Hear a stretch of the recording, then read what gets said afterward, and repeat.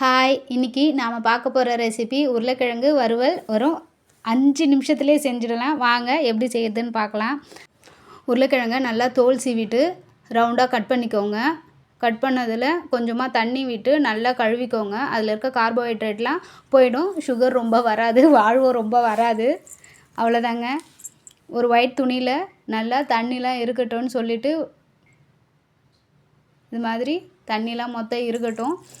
அடுப்பத்தை வச்சு வாணலியில் எண்ணெய் ஊற்றிட்டு எண்ணெய் காஞ்சதும் சீரகம் பூண்டு நல்லா வதங்கினதும் கட் பண்ணி வச்சுருக்க உருளைக்கிழங்கு போட்டு நல்லா வதக்கிக்கோங்க. கொஞ்சம் நேரம் கழித்து